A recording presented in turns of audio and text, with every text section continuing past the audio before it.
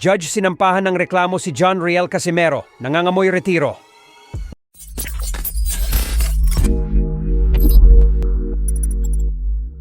Opisyal nang sinampahan ng kaso ang former 3-division world champion angas ng Pinas, John Riel Casimero ng international boxing judge na si Attorney Edward Ligas kahapon lamang sa mismo Games and Amusements Board. Matatandaan na isiniwalat ni attorney ang naging paghaharap nila ni Casimero sa Japan International Airport.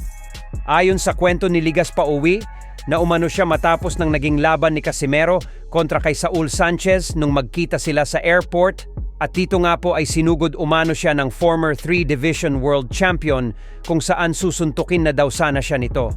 Buti na lang umano ay inawat si Casimero ng isa sa mga kasamahan nito dahil kung hindi ay baka umano knockout ang sinapit niya sa airport. Subalit itinanggi naman ito ng kampo ni Casimero. Ayon sa kanila ay wala naman daw katotohanan ang lahat ng ito dahil lumapit lang naman umano sila kay Ligas para tanungin kung bakit daw sila nito laging sinisiraan. Pero ang lakas daw ng boses ng nasabing boxing judge.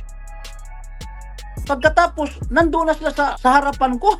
Pag lumingon ko, nandoon na silang tatlo. Parang kinu-corner nila ako. Tapos gumano na si Casimero. Ito yung tao na palagi akong sinisiraan. Parang sinasabihan ako niyan ganun siya. Palagi akong sinisiraan. Ko, bakit nasabi mo sinisiraan kita? Siya, nung una pa, sinisiraan mo ako.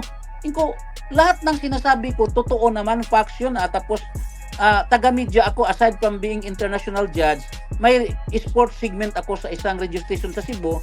Dalawa yung radio station ko na may programa ako sa Cebu. So, sinabuyan ko siya, ito yung problema mo, hindi mo alam yung trabaho ng media. Siya, hindi. Sinisiraan mo talaga ako. Tapos gusto niya akong sapakin. Yung kasama niya, yung matangkad, sinabi na, wag.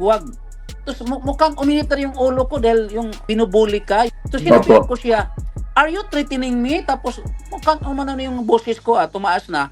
Professional. Samantala, nagbanta nga po ang angas ng Pinas sa kanyang official Facebook page na Cuadro alas It's My Boy.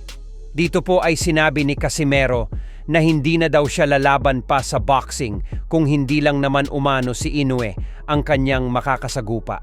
Tila pahiwatig ito na may posibilidad po na hindi na natin makitang sumampa ulit sa ibabaw ng lona si Casimero kung totoo talaga ang binitawan niyang pahayag na ito. Dahil mismo ang current undisputed super bantamweight world champion, Japanese monster Naoya Inoue na ang nagsabi na mukhang hindi na daw talaga mangyayari ang bakbakan sa pagitan niya at ng ating pambato. At mismo ang kanyang manager na daw na si Mr. Ohashi ang nagsabi na tinanggal na nila si Casimero sa listahan ng mga potensyal na kalaban ni Inoue nang dahil sa pag-overweight nito sa huling laban niya kontra kay Saul Sanchez. Isama na din dyan yung kasalukuyang suspendido ng 1 taon si Cuadro Ala sa bansang Japan.